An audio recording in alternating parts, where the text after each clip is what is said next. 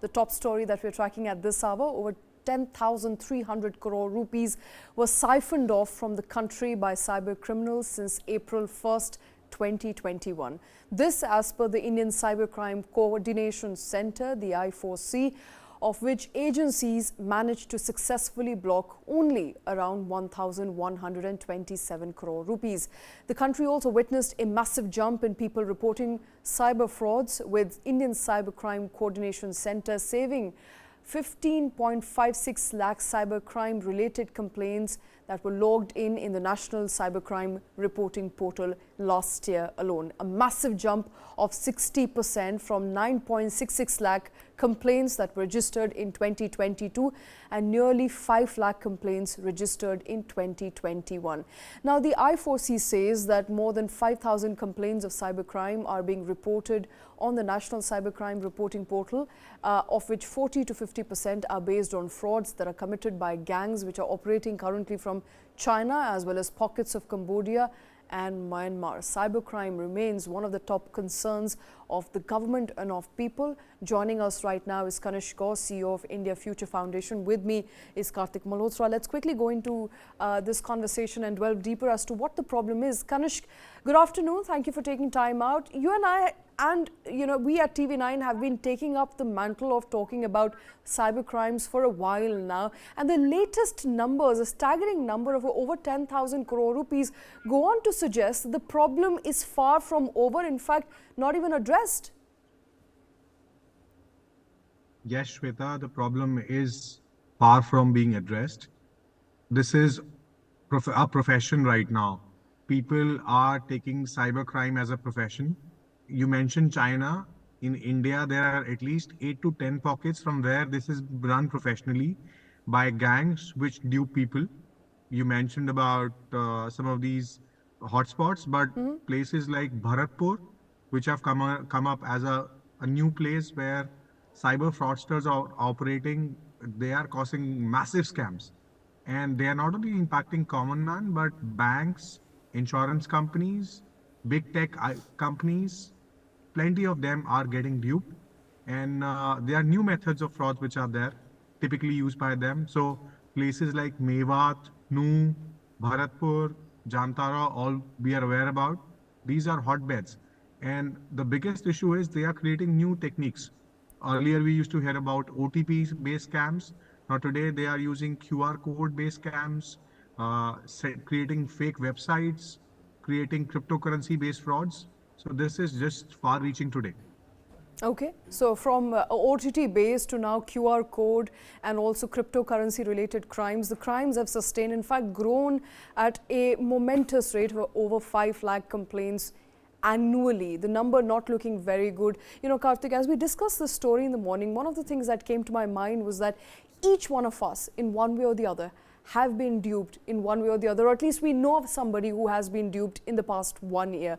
The numbers are looking very, very bad. What can the government do, and what should the government do right now to prevent this from happening? I think, yeah, I mean, if we have not been victims ourselves yet, I believe, unfortunately, so it's only a matter of time. Absolutely. Because like Kanishk said, the fraudsters are finding newer and more innovative ways of scamming people out there. And you said we know of somebody. I think we would be able to count at least a dozen people on our fingertips who have been victimized by some cyber crime one way or another. So do you think the 15 lakh figure that we have at the moment... This is just the reported figure, Shweta. There are so many people who may not actually report the amount. If the amount is, let's say, 500 rupees, 1,000 rupees, you may think the effort of going ahead and lodging a complaint, even if it is online, even if it is on a portal, may not be, realistic enough. Far conservative, therefore, from what the actual figure could be. There are enough people out there who would have been duped who might not even know of the reporting mechanisms. So that is one part of the problem. I think the larger problem here is that while you have these hubs operating in India, there could be perhaps, some measure enforced by the government, and there is this new app called, Pratimb, which has been launched by the government, which has been able to nab, let's say, about 450 odd cyber criminals in pockets of Jamtara and Deoghar in Bihar. But there would be, I think, the problem would become that much more pronounced when the money is actually siphoned out of India. Now, in an eventuality like that, and that is what I4C has reported, then if that money is gone, that money is gone. The Indian government is not getting that money back. And it is going to be next to impossible for the Indian authorities to go ahead and trace these international crime centers where such frauds are actually taking place from. Kanishk also mentioned about courses being run to train people on cyber crime. In fact, Kota, a city which has been known in Rajasthan for coaching people for IAS and civil services and UPSC exams, is also running courses reportedly on cyber crime.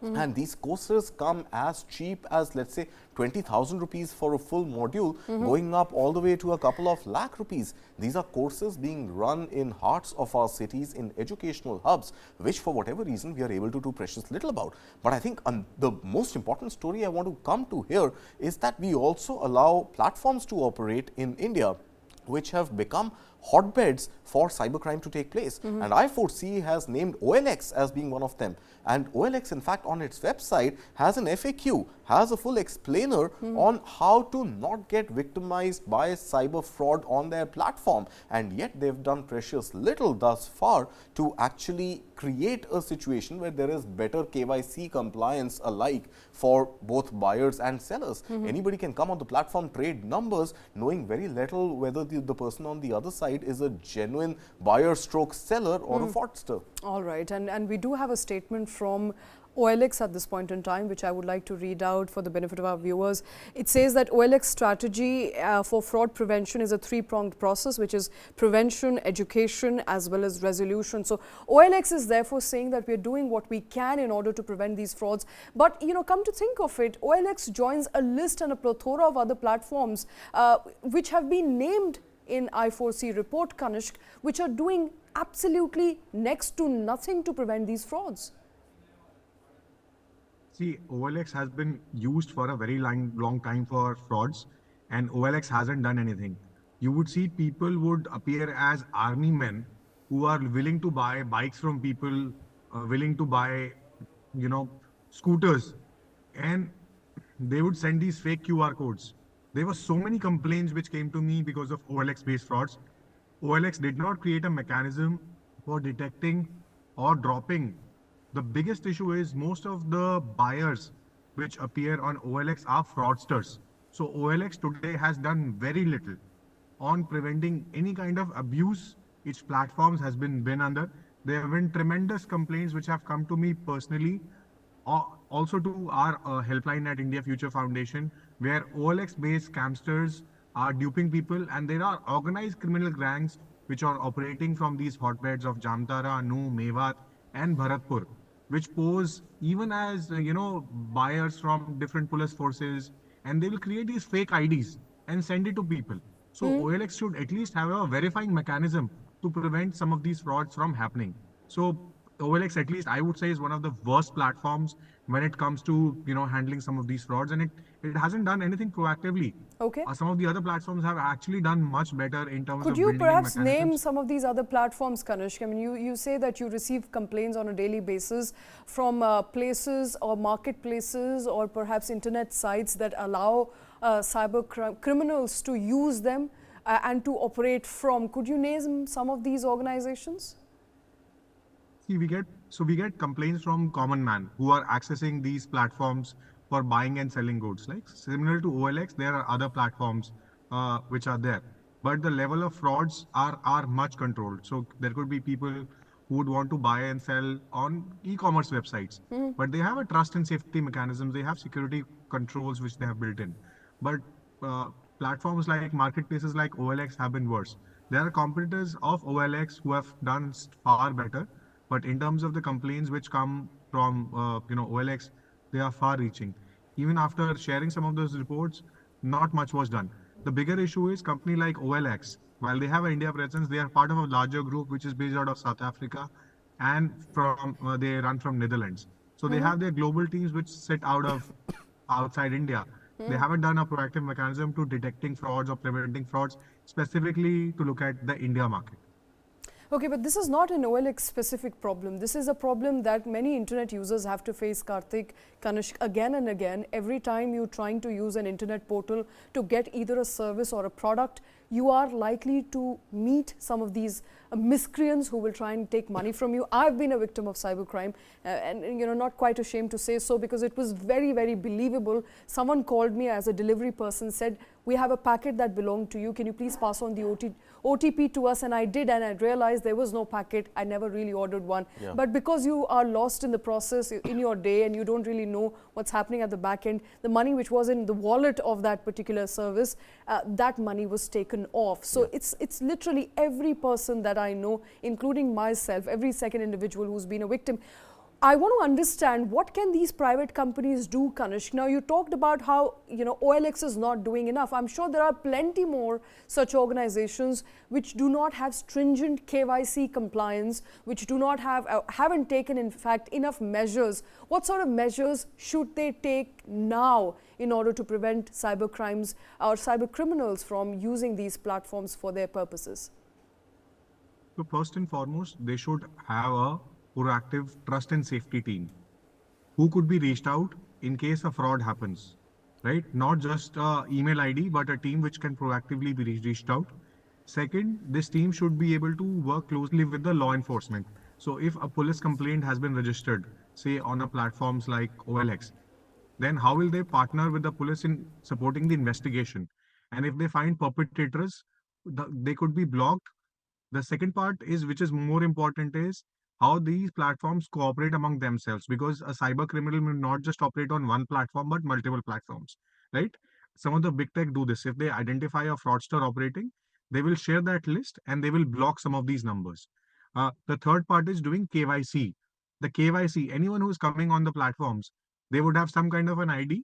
How do you verify that ID is genuine and not a fraud, right? Now, there are multiple platforms which government provides, like the digital locker, which you have an authentication mechanism to store your digital IDs. So you can do KYCs via using digital locker services, or you can pick up any of the other mechanisms where there could be OTP based authentications, which could be multi-factor, both on mobile and also on your email. So you verify the correct person is there. Now, issue is people create these fake Aadhars, people create these fake PAN numbers. Using them, they'll create their own profiles, right? Now, how do you ensure these are taken off?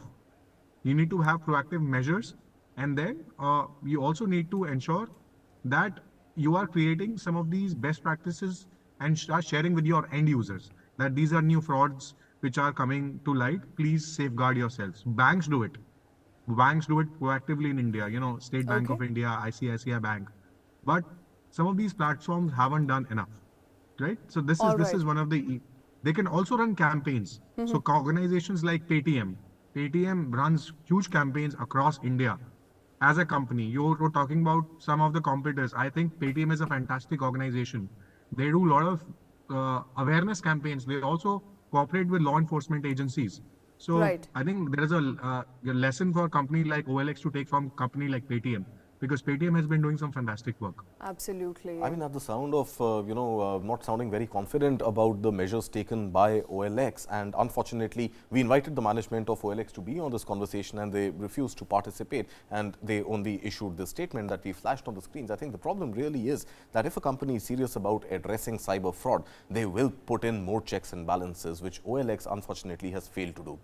And it really needs to pull up its socks if it really wants to continue owning the trust of people and do business in India legally. But I think on the side of the government, on the side of authorities and organizations that follow cyber crime, I think very strict warnings need to go to organizations like OLX to ensure that user safety, the safety of their money, becomes the responsibility of the platform on which they are transacting. Absolutely. And the second point I want to really make right now, Shweta, is that the ease with which mobile numbers are dished out to people also needs to come under scrutiny. And even though some measures have been done to tighten it, why should one individual still be allowed to own up to 9 mobile numbers. It absolutely defeats all logic as I can think of. If you need 9 numbers, you're pretty much running an organization and you're not an individual. So at some level, the telcos also need to be pulled up, and platforms like OLX, marketplaces where buyers and sellers can interact directly, not through the platform but one-on-one, peer-to-peer,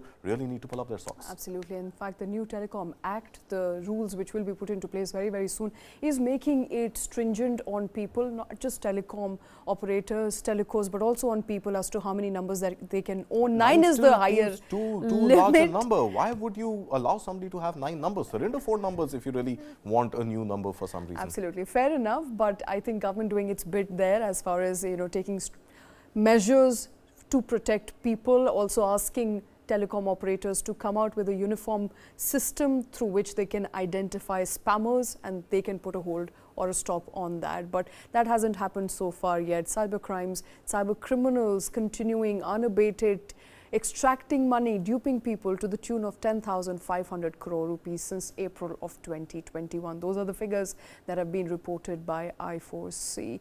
Kanishk Gaur, thank you very much for joining us, for taking time out, for enlightening our viewers as to what some of these platforms can do in order to prevent cyber frauds from happening on their platforms.